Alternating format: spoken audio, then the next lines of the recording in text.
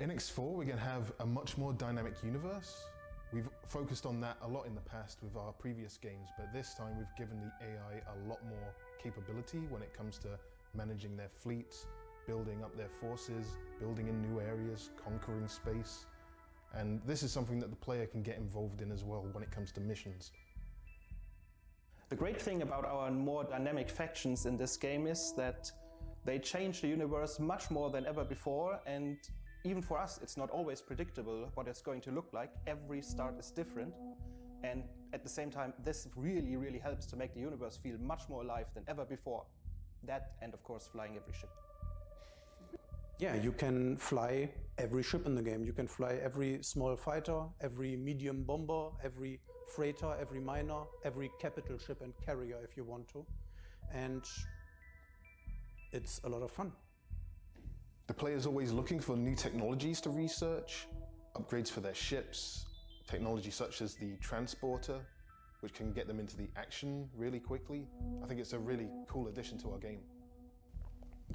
One of the foundations of every X game is the economy that is entirely based on supply and demand. And it's happening all across the universe, whether you are there to see it or not. Every good is produced somewhere, transported, and if it successfully reaches its destination, of course, supplies other stations. And those stations base their prices then on what they have available or not. If the ship gets destroyed, prices go up. With X4, we're going even further. It's not just the general wares that are being traded, but every aspect of the economy. That includes building ships or stations. All of it is really based on the resources that are coming out of the universe. They are produced somewhere. An advanced player can become this tycoon that has a massive empire of factories and stations that really affect anything in the universe. The entire market situation is completely adaptable and fluctuating depending on what you, the player, does. The first-person experience is completely seamless. There are no loading screens when you fly your ship, land on a platform, get out of your ship, talk to a guy, go back to your ship and undock again. Everything is perfectly seamless. For X4 I created new shaders for the backgrounds and especially for the planets. We added some new features where I can now control the sea level, the size of the polar caps, the cloud cover, atmosphere density and also population to dynamically adjust the planet during the design process. One of the coolest features in X4 is management of NPCs. Pilots, for example. If a pilot steers your ship, he will be sitting on the pilot chair, of course, and it is very easy to take over the control. You just click on the chair, the guy gets up, you sit down and take over the control of the ship. He disappears to the back of the ship, and the moment you get up again, he comes back and takes over the control again and will continue whatever he was doing before. So if you give commands to your ships, it is very easy to take over temporarily and do something yourself. Complicated commands like trade runs or more sophisticated AI commands can always be given through the map interface. The map is your one gateway to everything in the game, and you can control large fleets of ships with it. And the moment you jump into any of those ships through teleportation, you can take over each and every one of those ships very quickly. This is a very cool feature and one of the highlights of X4. The map has become an awesome tool to manage your universe-wide empire. You can see an entire overview and then zoom in seamlessly to micromanage even the smallest things if you want. You can turn on and off several info layers for trading and other things. You can give commands to your ships directly on the map. It's really cool. About the topic station building, the changes from Rebirth we made are that you can build stations in separate pieces. You are not bound to any build plans anymore. You start construction of a station with a central module. It's usually a pier, a module where capital ships can dock. And from there you can decide if you are going to expand storages, if you add production components, and also living sections for the people to live in. Our new engine uses a physics-based rendering approach which allows us more control over material properties. And additionally, by using Vulkan as our render engine, we now have a few more resources left that we can invest in some more advanced features. So I think that X4 will be the most stunning X game you will ever see. The most exciting feature for me is that if you stand on a docking platform and you feel like a real person, you can look at tiny details on the ground and you can look above in the sky and see this giant constructions which makes you feel really small and you think you are really there. And there are ships parked on this platform and you can walk there, seamlessly enter the ships, enter the cockpit chair, press the button, all these instruments are going on the ship and you start flying around to the next station, dock there, and you leave the ship and everything is just in one line. It's seamlessly and you feel, wow, there's no hard cut and it looks all great.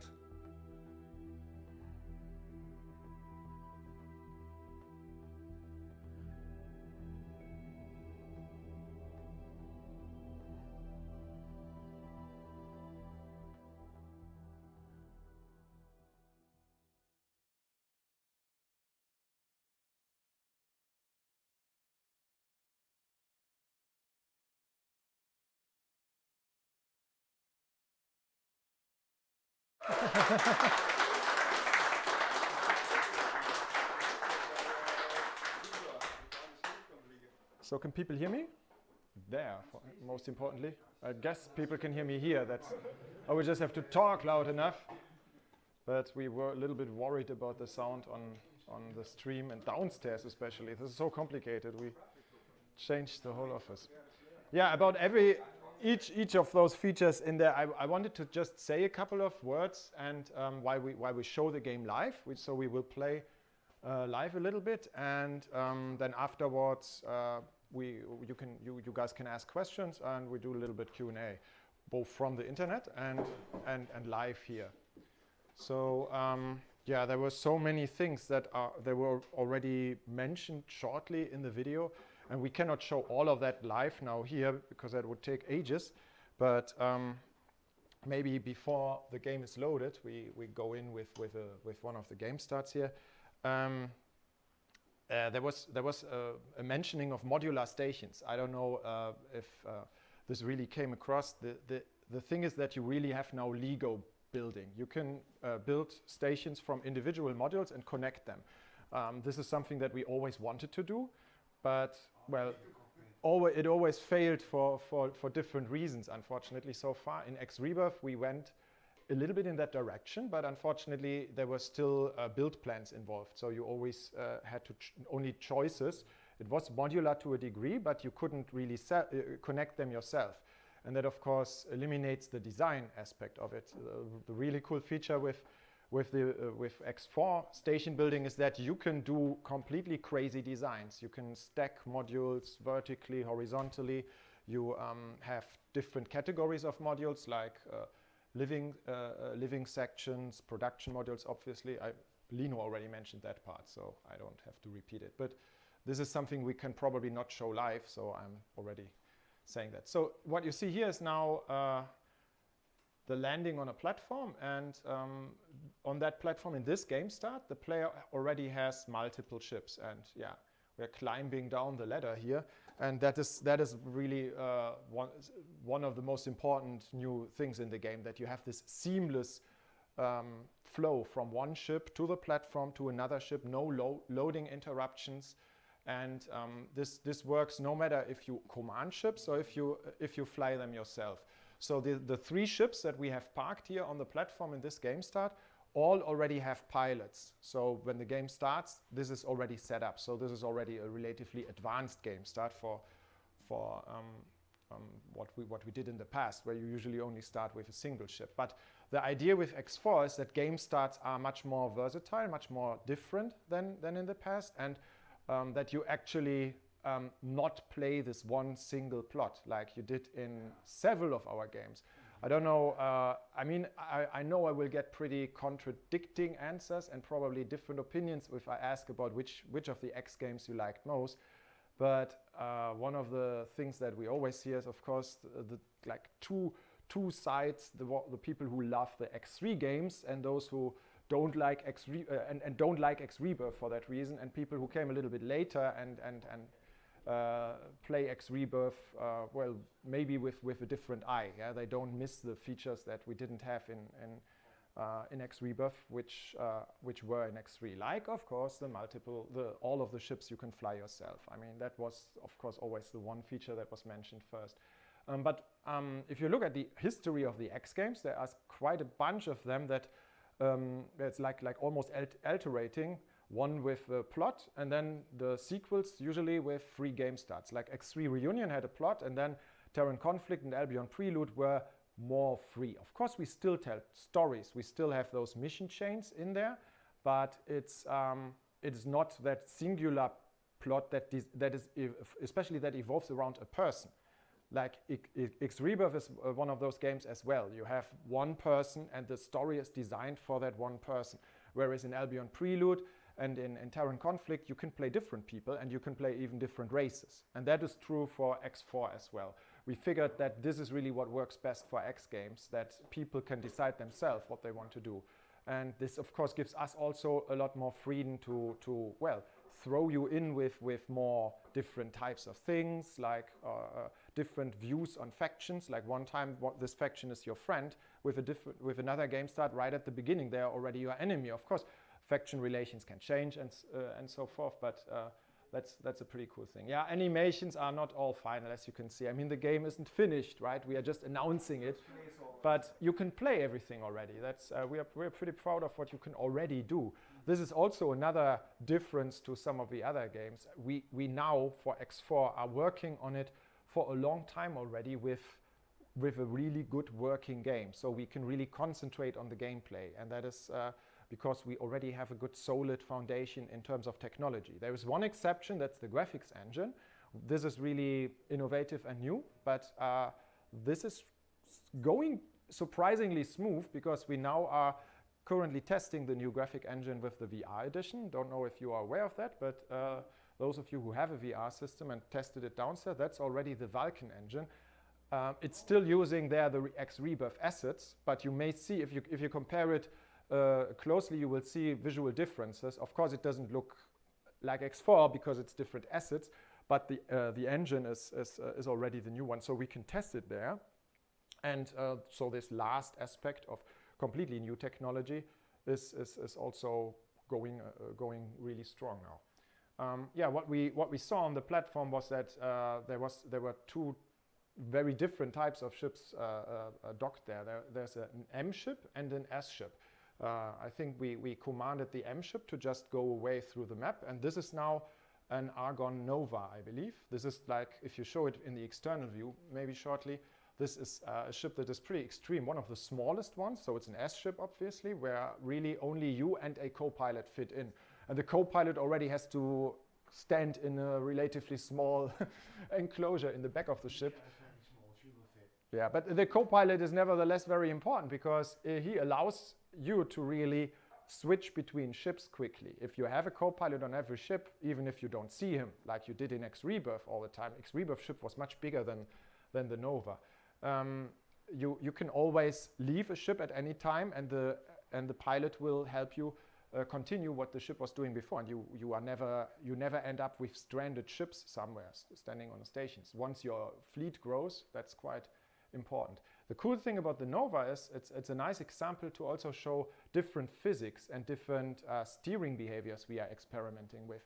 I'm sure some of you are fans of Elite Dangerous, for example, where you have this roll steering, which we didn't have in the past, or we usually made it configurable, but then you had to choose what you do. So that's of course all still possible. You can play the game with joystick, gamepad, and all kinds of input devices. And that's even much more configurable than it was before. But with some ships, you can use something we call adaptive steering, which means that the game figures out if the ship is better at rolling and steering or better for normal steering. And this is, of course, a ship where it's very obvious that it can roll faster because it can rotate its side engines. So it can do a roll maneuver much faster than a steering maneuver. And this is also true for, of course, long freighters, where you have the mass really on that axis, that a rotation takes much longer than a roll. So some people are not comfortable with that, then you just turn off adaptive steering, but adaptive steering is pretty cool if once you get used to it. So then your input device changes with what you do. So maybe we switch over to one of our save games.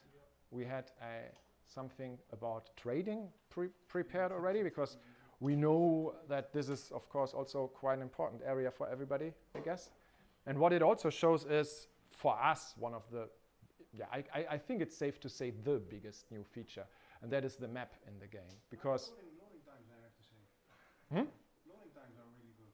Ah, okay, fine, thank you. No, but the map is really cool, and I hope intuitive, because this is one of our main efforts already with X Rebirth, was to get a little bit, I mean, maybe I should explain that a little bit, why we did X Rebirth and why some of you are so unhappy about it. I mean, when we worked with the X series, we worked on X Beyond, and then for, I don't know, at that time, 15 years, continued to developing it with the community, always listening to feedback, and that mostly told us, add features, we want this, we want that, and we did that. But the problem with that, if you do that over so many years, is that the game gets more and more complicated, and the user interface had to deal with features that it wasn't really designed for at the beginning. So the user interface was maybe okay for those people who already know the game, but if you're new to the game, then it really was a bit scary, especially the text lists and feature that you have to understand first. So with X Rebirth, we really wanted to focus on how we can redesign a game and focus more on the core gameplay features of space games. For me, that means especially the actual fighting, the battling.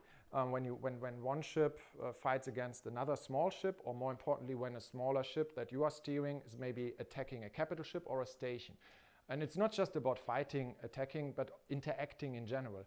I think one of the reasons why space games became a little less a smaller part of the market in the 90s and early 2000s is because there were shooter games, which like the growing market of games like Doom and Wolfenstein and all of those, which of course are now like the biggest video games out there, and we look at them maybe as the primitive games, because they don't have trading and building and aspects like that. But if you just focus on the core gameplay, the stuff that you really do most in there, then the actual fight aspect is more complex there than it is in a space game. In space games, especially like the early ones, you just had ships flying towards each other, and the environment was usually not very important. Maybe there's an asteroid field, maybe there's a nebula that has a little effect, but the ship that you fight against, there is relatively little time to see it and relatively little difference from one ship to the other. Whereas in a shooter, you have the corridors, you have the light situation that can make a difference, where are the zombies hiding and all of those things. So we wanted to bring level design into the space game, really, and that was what X Rebirth was all about for us. Stations with much more detail, these hundreds of surface elements, and it's not just visual gimmicks. What about interacting with those things, not just destroying the turrets on the surface, which other space games had as well, but it's really also for trading, for hacking, for scanning, all of those little things, even on a capital ship. When you fight with a capital ship, there's a jump drive, for example. It's a surface element. You can disable it separately, and there's I think more than 100 or so, up to 100 surface elements on a capital ship. So it's really like a level in itself. And one of the features that I'm still very proud of in X Rebirth was, I don't know how many other games did that before, that you get into the environment of the capital ship, you get sucked in gradually, and then you can concentrate on the capital ship and it drags you with it, because that allows us to have capital ships not stopping so you can attack it, or flying all the time super slow, and especially not rotating, because as soon as a capital ship rotates and you are trying to focus on something at the worst on the inside, God help, that's a big problem. So you have to have this And I think that's what we really did very well in X Rebirth, that you gradually get into it and gradually can fly out without too much of an interruption. And you can really focus on surface elements, do hacking and so on. I know there's criticism of the game and we screwed up many things. And we hope we did well with some of the add-ons, which were received much better. So, and now with the VR version, I think we really made it a really good game. You should try it out if you have the time downstairs. But yeah, this brings me to X4 and why we are here today. I mean, for us, this is like bringing the two streams together. On the one hand, all of the feature richness of X3, and on the other hand, these innovations that we did on the engine side with multi-threading and the graphic engine and so on, but also on the gameplay side with the stuff that I just talked about. And we want to have it both. And we want to have it easily accessible, so new players can play it. And that's where the map comes in, because the map is easy to understand for new players. It's something you know from other games. It has point and click. You have context menus to do stuff, give commands to your ships. You can see the paths that your ships will take in the future. And this becomes incredibly useful once you have more ships. You can, in this game start, we wanted to demonstrate trading. So there's this little squad here, and you can turn on and off layers of information on the map. I don't know if the trade, this is, for example, the layer for trade information. If you zoom out, you see no offers at the moment. Yeah, the offers are because you already filtered. So this is already like a pre-sorted best deals kind of menu, but it only shows you the best deals first on a per station level. And when you zoom out further, it starts grouping the stations. So you have like a little cluster of stations. You zoom out further, it shows you the best deals for an entire zone or for an entire sector. And it always shows like the buy offers on the top and the sell offers at the bottom. So like this is where it goes into the station, this is where it goes out. And you can filter further. If you click on one of the products, then you only see, like the medical supplies in this case, you only see the medical supply offers on other stations. I think this really makes it very easy to not just see the good deals and see, aha, I buy there for this price and I can sell it there for another price, but more importantly, that you also see and have a feeling for the distances, because that's something that was missing in all the X games before. You always had a trade menu of some form, but it is very hard to get an understanding of how far ships have to fly. And we wanted, this is really natural for this kind of strategy interface, which was always missing, in my opinion, in the X games. And another feature that I can talk about with this presentation is then teleportation, because this kind of extends the whole idea. Because X games are about this cockpit first-person perspective. You sit in a cockpit, you fly the ship, and now you also have the strategy interface, which is like the other extreme. But where it comes together is the teleportation feature, where you can really, after you unlocked this technology, which brings me to research, which is a feature in the plot of the game. So you discover research, and this allows you to get new technologies, and one of them is teleportation. And teleportation then gradually goes higher. So at the beginning you have a limited range, and you develop it further, then you get a bigger range. Oh, no, we don't have a game. Yeah, okay, but I think at the moment we are beta testing more the streaming than the game. This was not the game crashing, because we don't have so much experience with streams, at least not the years we have with the game. No, but yeah, you develop new technologies like teleportation, and the teleportation is really cool because it allows you to not just see that, like, there's this at the remote end of the universe, I have a station, I'm here playing a mission, then I see, oh, my station is under attack. Well, then I can only give commands. This is how it was in the past. Maybe then we added the jump drive to help you get there quicker, the highways to help you get quicker through the universe, but that's still, we cannot make that too powerful, because otherwise the whole traveling would be pointless, and you get to all of the, and especially exploration. So with teleportation, you can always get to your ships. So where you have ships, you can get immediately once you developed it far enough. But you still have all, the universe is huge. It's bigger than anything before. And you can have a lot of exploration area at the sites. And so it takes you very long to find the new areas, but it is very quick to get to where you were already. So this is, I don't know. Ah, yeah, we are already teleported over to the M ship here. This is an M ship, and you are in the cockpit, and you see the docking platform in front. This is where the S ships could land. So this is like a little squad, but a squad with the ability to land on the leader. And some of those ships have also internal storage. I think this one does. So in that case, if an S ship lands, it can open, and just like on a station, it is stored inside. And you can always walk, you can just get up, walk out, and go to that platform and enter one of the docked ships. This is, again, the seamless aspect, and really, really cool. Another thing, maybe before we should go to the next save game, maybe to the, what did I want to say? What you did see here is that in some sectors you have highways. Right here, I mean, this may be also contradicting opinions about if you like highways or not. I know when people say they love the X3 games more than X Rebirth, I think sometimes it is also about that emptiness of space and that feeling of flying for a long time through a more empty area. And in X Rebirth, we tried to also provide the opposite, like a dense thing. I always called it, when we worked on X Rebirth, GTA in space. Cities where you have... we probably have a presentation soon. That was yeah, yeah. So this is also something we wanted to offer, like especially when you do the trading, like the density of a city atmosphere, lots of stations nearby, and the ability to reach them fast with the highways. And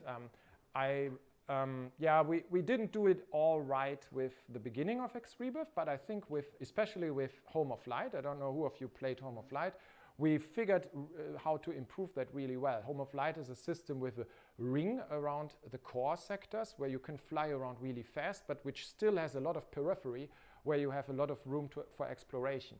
And this is something we are doing in X4 more. So you will have both things. We will have a lot of area where there are no highways and emptiness, and you can explore forever and fly. And you need time there to fly also from a station to another station. You have the boost drive that helps you. You have Zeta that helps you. But it's different feeling when you explore there than in the core areas where you have a highway. This is a really beautiful ship, one of my favorites, by the way. This is if you jump to the cockpit, you're already flying it. This is the Peregrine. Thank you for. Yeah, this is maybe you can look around the cockpit a little bit. It's I really like this kind of ships. They have so many configuration options. You have this is already like M size. That's why you also have more chairs. There are no pilots in here now, so he's the only one. If there would, then the moment you get up, the pilot would have come out of one of the doors and sit down or stand up from one of the other chairs. You have the helm. You have the helm. Yeah. Sorry.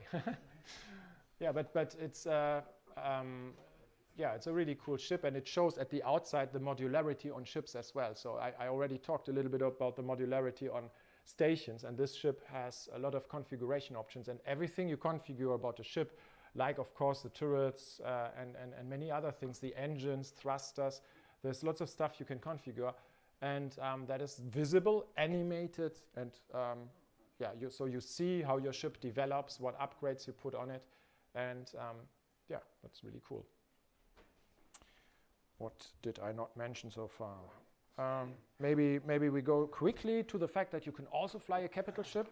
Yay. Quickly show that, because that was one of the requests. When we worked on X Rebirth, I always made bad comments about that, because I said that everybody wants that feature, but the feature doesn't really work very well, because if you really take over the control of such a huge ship, which even though they will not turn very fast, right? So if you steer it with a joystick or a gamepad, it takes a while. Yeah. But it's so cool, so people still want to do it. And that's why, so it's why we added it. So this is a bridge of a capital ship with some crew on it. And maybe you show the bridge a little bit. The guys run around, and you have this one guy who is the captain. There are other consoles with people doing service jobs. We have this NPC management where where people do, where you can assign how many people you put into which kind of job. This is a little bit similar to what you know already from earlier games with Marines, where Marines is just one class for fighting and taking over capital ships. But now we have some other classes of NPCs. And then there are those NPCs that really work for you in an important role, like in the case of such a ship, of course, the captain, because he's the one that usually executes your commands, the commands that you enter on the map. That is always one person, a pilot on a small ship, a captain on a larger ship, or the manager on a station. And yeah, you pick over and steer the ship yourself, or you give commands on the map. I still believe that most of the time you will give commands to such ships with the map, but you can take over yourself. So. There was another save game, the last one. No, we are through, I think. Yeah, this is the last one. So yeah, I think we talked more than enough already. Do a little Q&A and then thank you. So, anybody who has questions? Yeah, the stations that you built, can you also walk freely around those? You can walk, you saw already that we walked on a platform. There are stations that have multiple platforms. There are rooms that bring you from one to the other. And the indoor gameplay that we had in Rebirth, we reduced a bit, but we will have other indoor gameplay. But it's not like you can run around endlessly without any reason. It's not part of exploration if you want. Yeah, what you do is normally you play mission, and basically like a mission NPC tells you, come to me. Come to my room, yeah, and then you have permission to enter the private quarter, so to say, and you can go into the inside of the station. Okay. There are like two small things that I would like to know about X4. In Rebirth, we had a lot of mods that made the game really, really good. Like it finished the product, kind of, right? Cool. But it has taken ages for you guys to adapt the best or the most used mods as stock in your vanilla game. Like the flying with capital ships with the capital bridge mod is awesome and it's really easy. Yeah. Why isn't this is a little bit contradicting because it's great that somebody does it as a mod, but I think that's really something that belongs in a mod. If there are mods that are really fitting, stuff, you know? because it's technically it's so. It works well as a mod, but if you would make it an integral part of the game, then we would have to make it better, not just technically better, because there are some problems with it that on a mod you are not criticizing this much. You want the past to be reformed. Yeah, it's really not so easy. There's I mean we did it with X4, and that required a lot of other changes as well. It's not just having a cockpit is not enough. We wanted to have the whole experience of also being able to leave the cockpit fluently and or the bridge and yes, having a bridge is of course cool, and that's why I mean there are mods, and we help people making mods and also making and installing them very easily. I mean that's why we have how is it called, workshop, a Steam workshop. Where even people that are normally not so much into modding can install those things very quickly, and we plan to continue that, of course, in the future. Two questions actually. First, since you're using Vulkan, then we can also expect a Linux port faster? No comment. I don't know really. I mean, this is not a priority, as it depends on many things and a little bit on things that are out of our own hands. Yeah. Sorry to interrupt. Maybe for the sake of the Twitch audience, could you repeat the question before answering? Thank you. Yeah, I'm sorry. This was a question about Linux port, because we are already using Vulkan, which we did choose Vulkan for many reasons, because it's just a cool API. But it is one of the reasons is also that it allows us porting, and it's not bound to one platform. And yes, we love Linux, and we love porting the game to other platforms, like we did with the whole series so far. This whole Steam Play thing is really great. I like what Valve is doing there, but I cannot promise that we will do X4 for Linux. Like it's just, it depends on other people. We definitely would love to do it. Okay, and second question is, I saw Baronet in the game. Yeah. But is there also going to be Borons in the game? Borons are a bit of a problem. We would love to have them in. No, so far they are not in. So I doubt they will make it in time. They're probably a bit late to the party. At least it's good to They're always problematic, you know. They look strange when they swim on the platforms and they cannot just walk. We had some concepts for how we could solve that, but it's complicated. Let's put it like that. Well, I just have to use wheelchairs. Any more questions? Yeah? Kann ich auf Deutsch auch fragen? Ja, klar, klar. Ich wollte fragen, ob das in Vorbereitung ist, auch dieses X4 dann in virtuelle Realität zu machen. Virtual reality, that's a good question. Yeah, the question was if we also plan to make X4 virtual reality. I mean, with all of the work we put into Rebirth VR edition, that is what you probably expect. But no, the answer is not at the start, and more importantly, not as one game, because it's not. And really, believe me, this is not about selling the same game twice. It is about it's a different game. We figured that out during the development of X Rebirth VR edition. We knew from the start that the user interface has to be different. If you play it downstairs, you will see if you take off the headset, it switches basically to a different experience. It's not so obvious if you just look, but if you play yourself, there's a lot of things that change. The whole game goes into a different mode, and it automatically detects it when you take it off. And this is still a game that runs in 2D, but it is designed for VR. And that means you balance everything differently. We have a different universe for a reason. Of course, it would be possible to just make that game and then say, hello, that is our game now. Everybody basically plays the VR game. But that would be a little bit like a console port where you limit one to whatever the other allows you, yeah, like limiting yourself to the smallest common denominator. The VR version is great and the not VR version is great, but you are limited by hardware restrictions to very different things.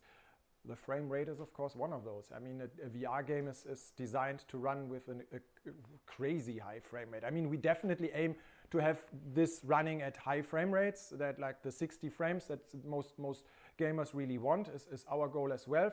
But if our goal is 60 frames on a high-end machine with a normal game, then we have to make a big difference if the VR game has to run at 200 frames. Yeah? And you cannot just show the same universe. If you do that, you will limit yourself to whatever VR allows you to do. So we hope we will be able to make a VR game out of this, and I'm sure we will give it to people who bought the normal game like we do now with a loyalty discount cheaper, or we make a bundle where both are in or something like that.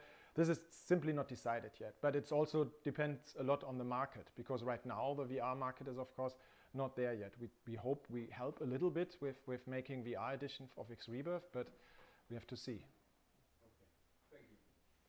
See? Is the galaxy map concept the same as in Rebirth, or will it be different? Will there be different ways to travel through the galaxy? So we know that we have highways. Before we had Yes. gates. Yes. Will it be now a mixture of both, or? Well, the gates were also in X Rebirth, and it's just that in X Rebirth there was a clear hierarchy. You had the local highway.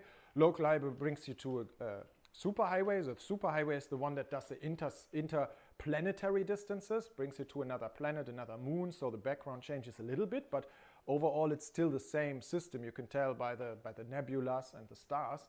And then when you go through a gate, you jump somewhere completely different in a galaxy. So suddenly everything looks different.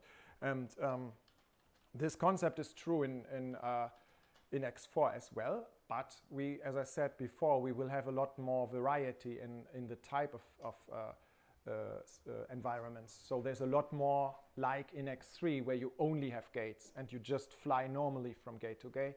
And then there is the core part of the universe where you have more highways. This is a little bit like the infrastructure of the normal world, right? Where you have the cities with a lot of roads, and then you go out and to the outskirts, and there's less infrastructure. Sorry? No jump gates here. Yeah, the jump gates are the jump gates are of course necessary. Otherwise, you don't get there. But the jump gates were installed before. It's I don't know if everybody knows the fiction. If you don't, read the books. We have them downstairs. But the highways are built by the people living in the universe. The gates were not. So, yeah. I have some question about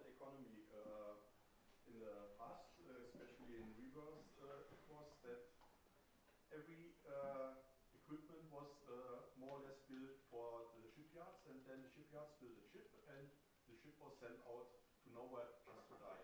Is this changed, this situation? Yeah, absolutely. That was Owen and Michael's part in the beginning of the presentation where they talked about it, the dynamic universe. This is massively changed.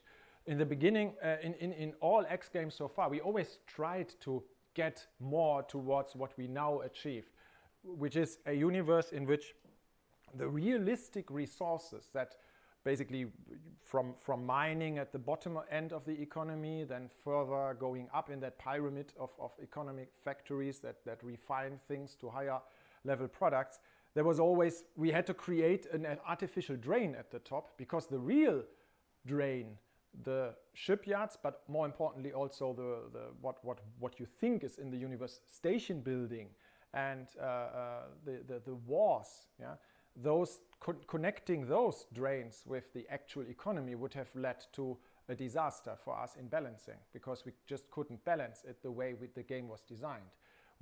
What we did in the past was we designed the universe including the stations, and then if something really massive changes in the universe, then basically the player is the one that does those changes. While now in X4 the NPCs are dynamically analyzing the economy and build stations themselves.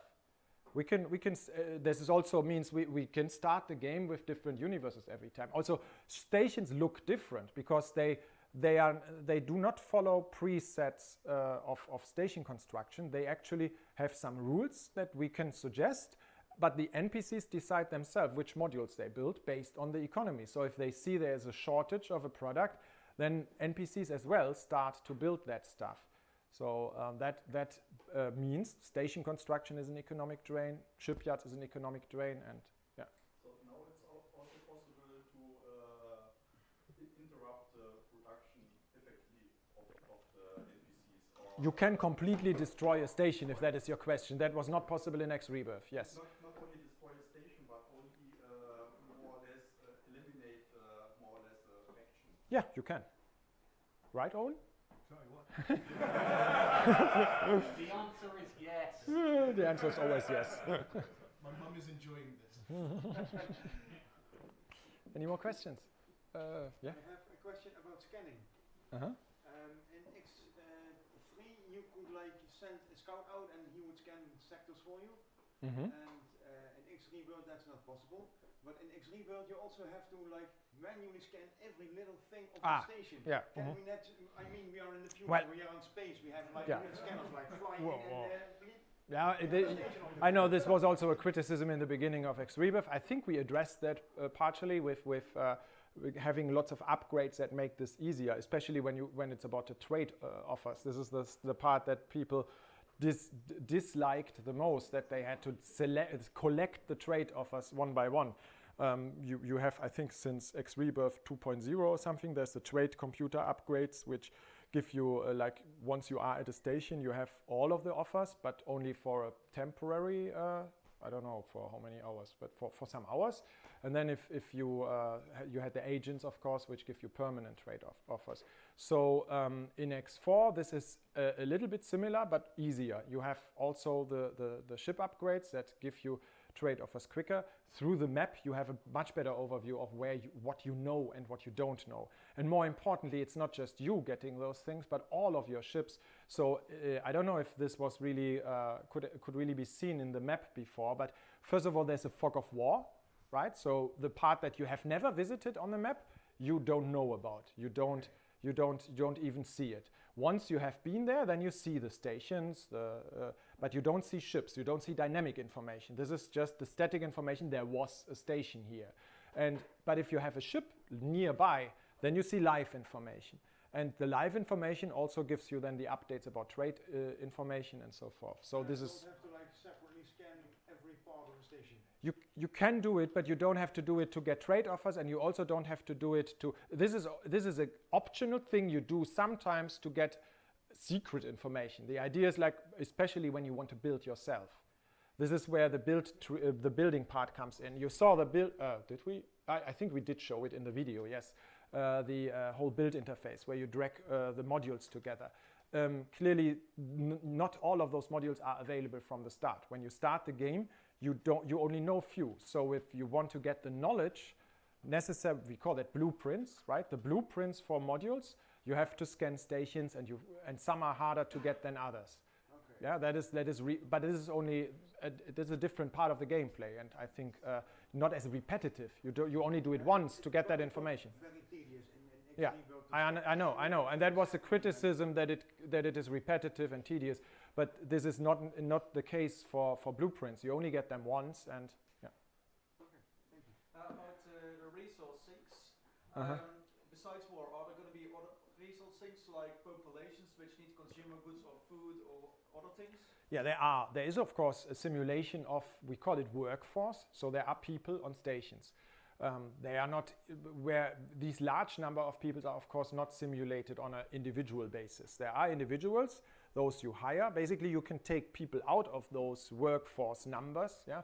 But the number, the people that are working somewhere is a factor in the economy. So I think there's multiple drains on the economy, but I don't want to say anything wrong. For details, ask Michael. Well, no, you cannot, right? He's sick, yeah. So yeah, maybe the next time we do this. I think we have to find an end because we overlap otherwise with the presentations downstairs. Yeah, we should probably answer some questions from Twitch chat. Oh, I'm sorry, yeah. Because there are quite a few building up. Okay, I'm sorry. Sorry, internet. Yeah. How free is building going to be? How free can it be? You have a connection system, so you cannot connect everything completely in an ugly way. It's like Lego. As I said, Lego has these connections on top, right? So you have to use those connections, and that's really the best. I think the video is repeating at the moment. At some point, I show a couple of screenshots from the build interface. Nothing is final. Yeah, this is all work in progress. So especially with this interface, that's true. But it is super cool. You drag around the modules and connect them, and they basically click together. And when you drag a module, you see where it can fit. So if you have the larger the station gets, the more important this becomes, because there are some compatibilities, like especially some modules that have just visual limitations, like a long connection cannot be stuck right into something else. We basically force you to build something that makes some sense, but you can rotate things and you can connect them together. So and we make it very powerful through some simple stones, so to say, like what you have in Lego as well. Simple stones with lots of connections, which don't suit much of a purpose. Like the big modules, like a production module or a storage, may not give you a lot of options, but then you have lots of those little things that you can connect it with. So that allows you to do really everything. There was an interesting question that just came up. How many factions are planned to be in the game, and can we choose which race we play? The answer is there are 10 factions planned. The other one, I leave up to you. How many you can play yourself? Yeah. Oh, that isn't decided yet. This is about the game starts. I mentioned the game starts, and how many different game starts there are right from the start is really not decided yet. But what we did decide is that every game start comes with a different little story, kind of. This is you, what are you doing? So there's this little, your place in the universe thing. Yeah, there's usually somebody, like maybe you have seen that before when we were playing the game start, there was a guy that was already giving you a mission. So you know right from the start what you have to do at the start. But then there are the big missions, which are playable from many sides. Not necessarily from all sides, but usually there's especially the one that reveals the research and the teleportation, and that has to be playable from all sides. Anything? I think we've already covered it, but in order to appease the internet, can stations be destroyed? Yes. Yes. Yes, they can. Yes, they can. And it looks awesome. Like Michael Bay mode. I don't know whether you want to pick some questions from here, but they're all very... Just you pick. if you have something more, but what time do we have? Let me check.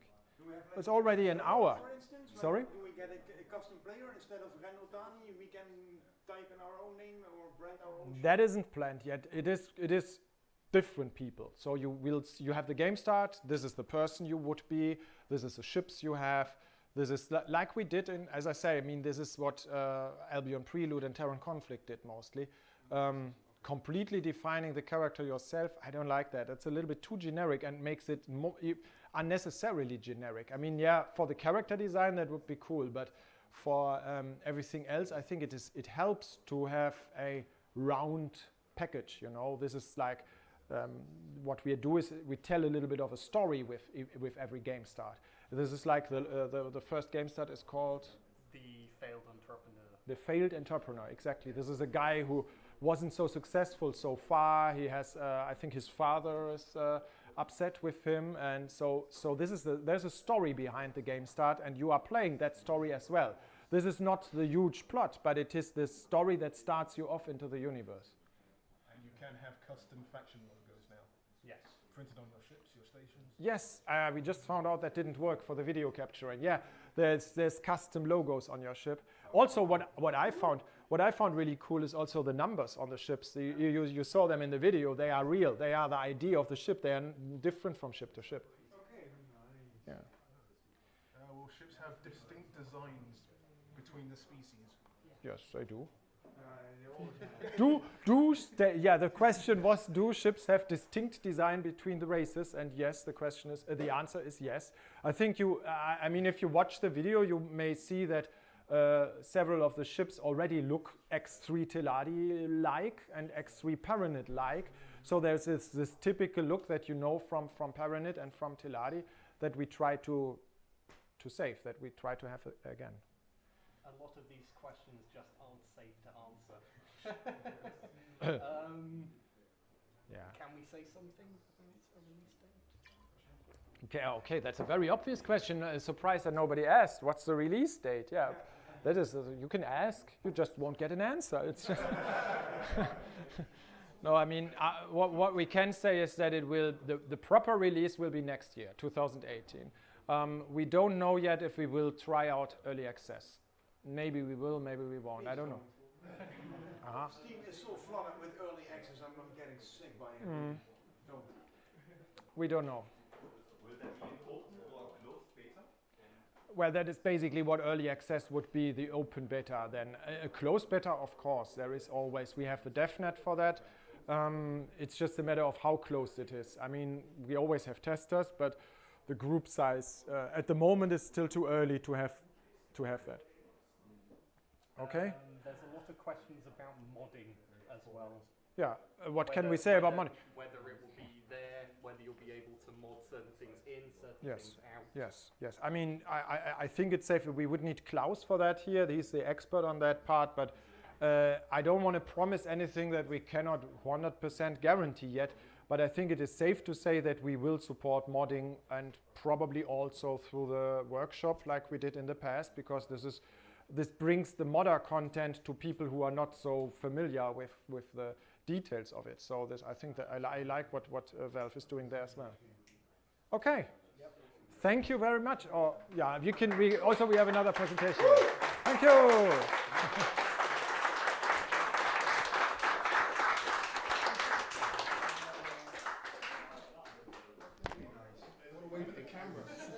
A lot of people are suggesting, and I don't think it's a bad idea.